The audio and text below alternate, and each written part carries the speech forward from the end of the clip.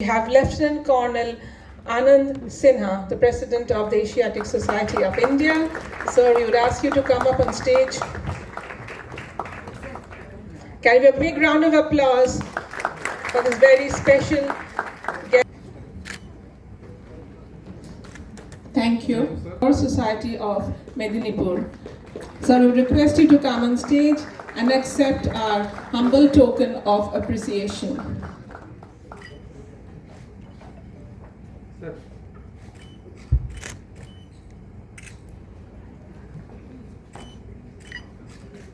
Can we have a round of applause for all our three dignitaries who've taken out time to be with us on this evening?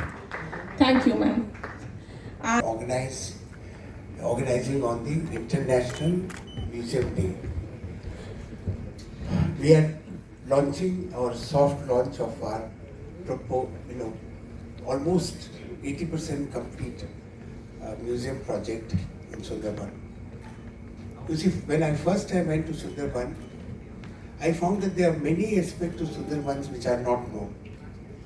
For instance, the contribution made by several British officers who went to Sundarban, like mapping of Sundarban, or building kind of a list of all the fauna and flora, and many such things. Sundarban incidentally was also used during 1971 war by the Mukti Bahini.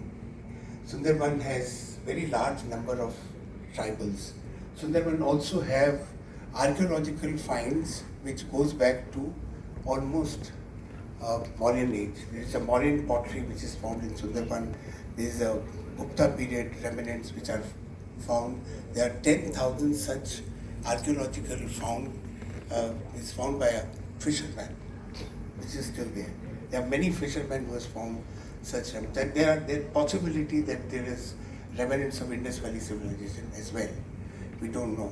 There are fossils we have found which we are trying to get dated from Geological Survey of India.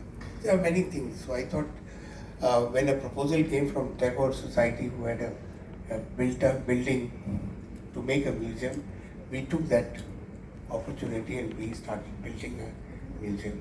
And artificial intelligence filmmaking, virtual reality and augmented reality. So you don't normally see a lion or a tiger when you go to the forest. It's rarely seen. But in our museum you'll see it every day. And you'll actually see tiger coming near you, and you can't find whether it's a real or imaginary tiger because it's 3D projection. Yeah, and you'll actually be scared in that night of forest where you'll be surrounded by all these kind of animals. And I'll just show you a film which we have made recently on Sundarbans. This is a special tiger which can swim up to 30 kilometers in water. Can you imagine? It can climb a tree. No tiger found like this anywhere else in the world. So you have dolphins. I've seen dolphins, Sundarban water. So they are very interesting things. So I thought, and you see museum, when I was a child, I used to go to all the museums because it was such a fun learning through museums. My grandson does the same thing. He loves going to museum. I used to go to Birla Museum for Science and Technology. I used to go to Indian Museum to find anthropology and archaeology. I used to go to, Doll Museum, first time I went to London. London has so many museums, and you'll find every museum with school children in the row, because they all love to learn through experiential learning. And therefore, when we thought that we want to take our students for field trips, why not make them stay in a museum hotel? Where they stay, our tagline is a museum where you can stay. Guys, it's not a hotel, it is actually a museum. You have an opportunity. And when you stay in a museum, you sleep on an antique bed, which has a history of 300 years. When you sit on a chair, which has a history of 200 years, it's a different feeling altogether. I'll tell you, first time when I went to London, I actually discovered that Mr. Rajendra Sethia, who was one of the richest guy, had bought a Napoleon's chair. So I had a friend working there and I asked him, can I see it? He said, yeah, Mr. Sethia is not here, come. So I went to see and I saw a very ugly looking black hardwood chair.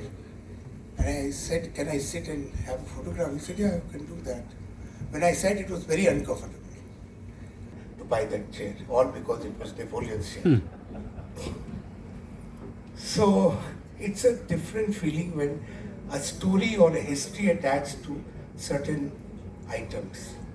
Yeah, so we said we'll make a museum which will not only depict the history of this place, which was a glorious history of Azimganj, whether it's a food, whether it's a furniture, whether it's stories, but we'll also make sure that when the children comes, they are taken in that past era, like a time machine. You go back and you experience, when you come out, you see, okay, I have actually visited that period and come out.